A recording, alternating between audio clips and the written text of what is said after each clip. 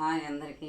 ఈరోజు మనం అన్నంలోకి కానీ ఇడ్లీకి కానీ దోశ దేనికైనా సరే పనికొస్తుంది. కొత్తిమీర పచ్చడి. కొత్తిమీర కొంచెం ఎక్కువగా ఉందని చేస్తున్నాను, చూపించవచ్చని. ఇదిగో కొత్తిమీర, పచ్చిమిరపకాయలు, ఇదేమో బెల్లం,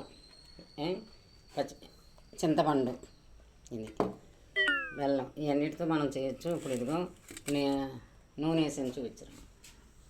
నూనె వేసాను, దాంతో దీన్ని కొద్దిగా మగ్గబెడతామన్నమాట.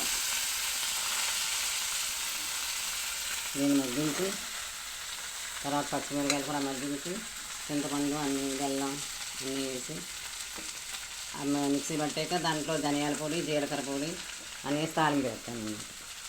ఇది చాలా బాగుంటుంది, ఆరోగ్యానికి మంచిది. నేను కొత్తిమీర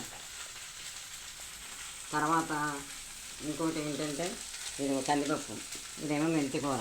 కందిపప్పు, మెంతికూర, ఇదిగో దాంట్లోకి పచ్చిమిరపకాయలు, ఇదేమో దీనికి. ఈరోజు మెంతికూర పప్పు, కొత్తిమీర పచ్చడి చూపిస్తున్నాం. చూడండి, అసలు గ్రీన్ చూసినప్పుడే మనకు ఆరోగ్యంగా అనిపిస్తుంది. ఆకుకూరలు తినక్కర్లేదు, చూస్తేనే ఎంతో బాగుంటుంది. ఇవన్నీ దొరికేసినాయని ఈరోజు ఒకటి చేస్తున్నాను అన్నమాట. చూడండి, అందరం చేసుకోండి, ఆకుకూరలు ఎక్కువ వాడండి. ఐరన్, మంచి ఐరన్, అన్ని విటమిన్లు ఆకుకూరలు ఇచ్చాయి. మాంసకృతులు కూడా ఉంటాయి. మెంతులు అయితే షుగర్ వాళ్ళకి చాలా మంచిది. ఇంక్రీజ్ చేయకుండా డిక్రీజ్ చేస్తుంది, షుగర్ని తగ్గిస్తుంది అన్నమాట. అది ఒక మెడిసిన్.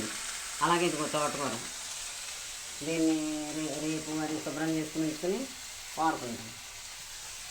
అలా అందరూ అదే కూరగాయలు, ఆకుకూరలు ఇవన్నీ తినండి. మాంసాహారం తినొచ్చు, కొద్దిగా తగ్గించండి. బాగుందా? నచ్చితే షేర్ చేయండి, సబ్స్క్రైబ్ చేయండి, లైక్ చేయండి.